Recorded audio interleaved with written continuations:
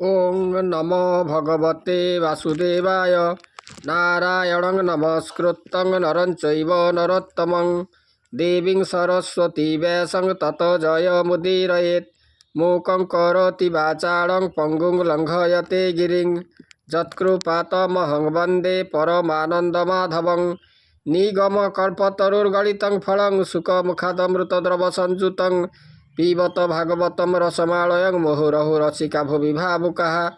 आज आम अतिबड़ी जगन्नाथ दास कृत ओडिया भागवत नवम स्कंदर षष्ठ अध्याय आरंभ करवा। प्रथमे तार वर्णना करवा। सुखदेव वंशानुचरित वर्णन जो वंशानुचरित वर्णना प्रसंग में से इच्छाकू भिक्षुकी निमि तर्ण प्रभृति चरित्र वर्णना करिसेंति। पितृश्राद्ध उद्देश्य वन पशु आने इच्छाकू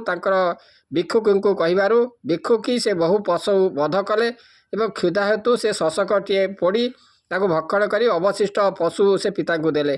पशु मांसरे श्राद्ध कर्म करने को इच्छा को वशिष्ठ को अनुरोध करते। जोग बल शशक मांस भक्षण कथा जानीपारी वशिष्ठ समस्त मांस को अशुद्ध कही फेरई देले। क्रोधित इच्छा को पुत्र को राज्य विताड़ित कले। जीवलाशंकर 100 स्त्री देखी पुत्र जन्म अर्थरे मुनि माने यज्ञ आरंभ कले। कलशरे तीर्थजल भर्ती कर गर्भपाई माने जल मंत्री समस्ते निद्रा गले। तृषा मेटाइवाई राजा रात्रि रे समस्त अगोचर से ही जल पान करी से गर्भ वहन कले। यथा समय राजांकर गर्भरु मांधाता जन्म हेले। मांधाता सप्तद्वीप पृथ्वीर राजा हेले। दस्यु मानकु तेजरे परास्त करी से त्रसदस्यु नाम से धारण कले। श्री शुकवाच एबे हो शुण नरनाथ कहिबा वंशानुचरित से अम्बरीश पुत्र तिनि विरूप केतु नाम घेनि शंभु तृतीय पुत्र नाम अशेष गुणे पूर्ण धाम विरूप पुत्र पृष्ठ दस्यु रथितर ताहार वंशु से रथितर अपुत्रिक उपाय कला जे अनेक केबे हे पुत्र तान हिला अंगिरा तुले विचारिला बोलई मोर पत्नी गर्भे संतति कर तुम्भ भावे क्षेत्रय पुत्र हेउ मोर अपुत्र दुख जाऊ पार एमंते राजा वचने अंगिरा करी गर्भधाने शतकुमार ब्रह्म तेजे जन्मिले अंगिरांक बीर्जे से पुणी क्षत्रिय होइले क्षत्रिय क्षेत्रे उपजिले मनुर छिंकु नासा बिड़े इच्छाकू जनम लभिले से इच्छाकूर वंशे जेते कहिबा शुण एक चित्ते होइले सतेक कुमार ताहांक मध्य वंशधर भिक्षुकी निमि दंड नामे अति प्रशस्त गुण ग्रामे ए तिनि पुत्र आदि जेते राजा होइले ए जगते पूर्वे जे पंच आर्यावर्ते राजा होइले तार पुत्रे प्रथमे तार 35 मध्यरे होइले 50 एमंते पुत्रे पुत्रे तार पृथ्वी भांगे नृपवर हेला से नृपति केसरी तदंते शुण दंडधारी इच्छाकू पितृ श्राद्धे दिने भिक्षुकी राई सन्निधाने बोलई वन पशुगण मो पितृश्राद्ध अर्थे आण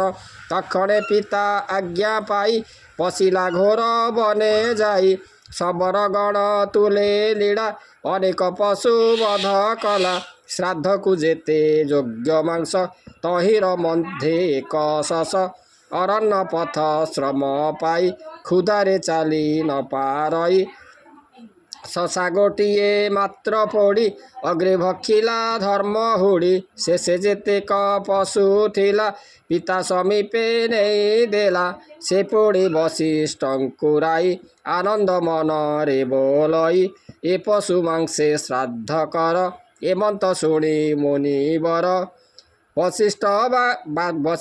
राजा वाक्य शुणे से कथा जोग बले जाने बोइले राजा मुख चाहे प्रखणे जोग एनु हई দেবতা পিতৃ অর্থে মাংস কেমন্তে দেবা অবশেষ তোর কুমর ক্ষুধা অর্থে শশায়ে ভক্ষিলা বনস্তে বনে ভক্ষিলা অগ্রভাগ এ মাংস শ্রাদ্ধে নুহে যোগ্য এমন্ত গুরু বাক্য শুଣି কোপে বলই নৃপমଣି ଏ ପୁତ୍ର ପାପିଷ୍ଟ ପାମର ଏହାକୁ ରାଜୁ କର ଦୂର। ତକ୍ଷଣେ ରାଜାର ବଚନେ ପୁରୁ ବାହାର କଲେ ଜନେ ଇକ୍ଷାକୁ ବିପ୍ରଙ୍କ ଚରଣେ ସୁସେବା କଲେ ଅନୁକ୍ଷଣେ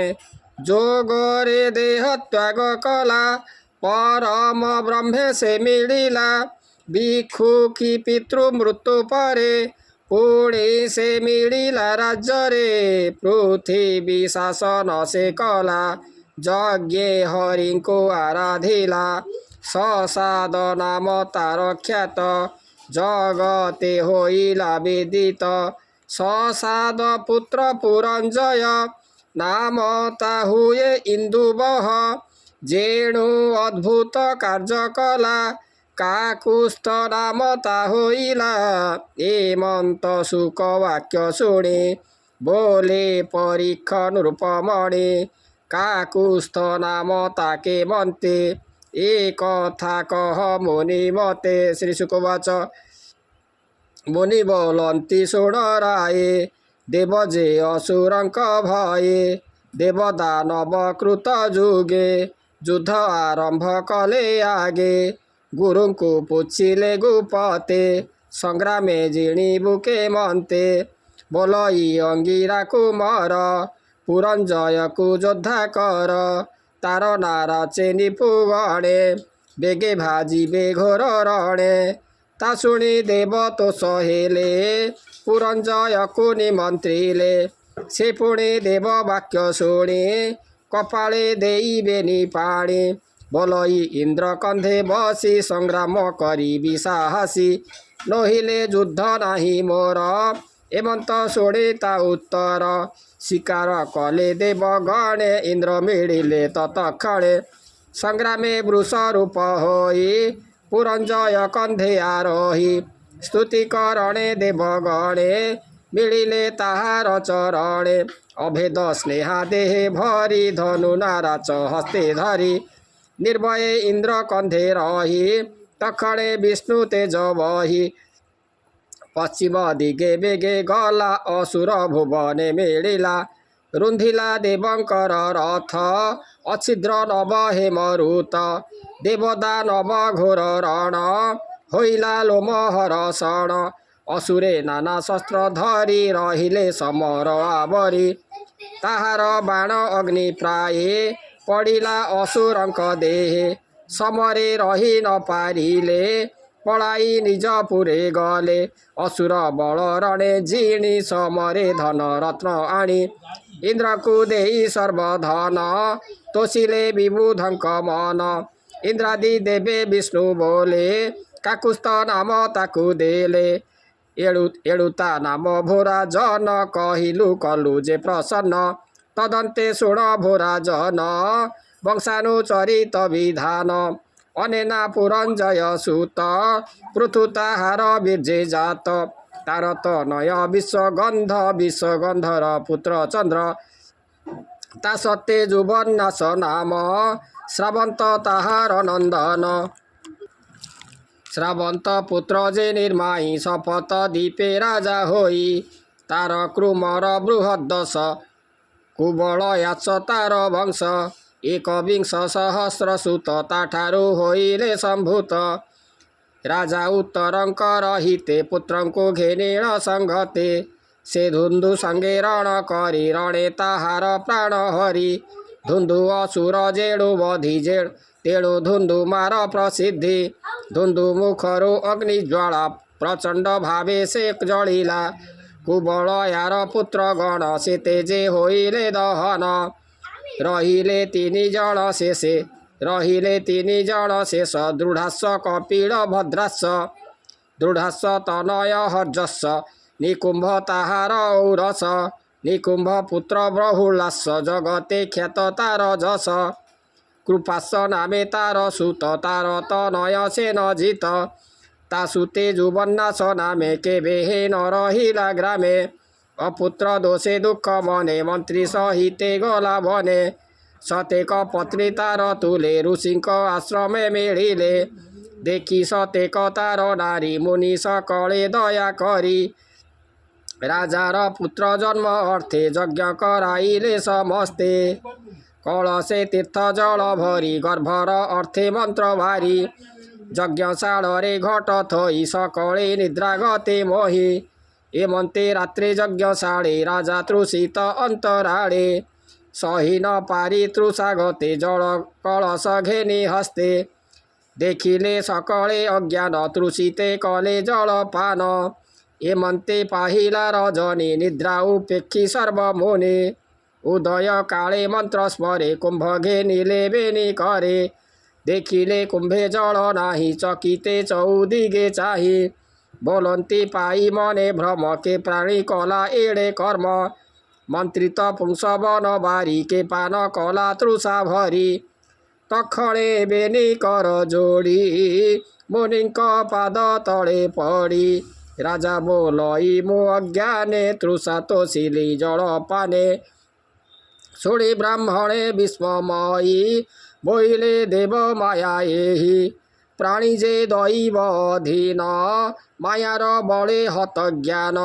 बोइले राजा मुख चाहि गर्भ धइलु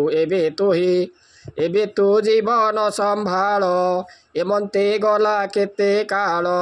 एमन्ते पुत्र जन्म काले राजा उदरे बाहुबले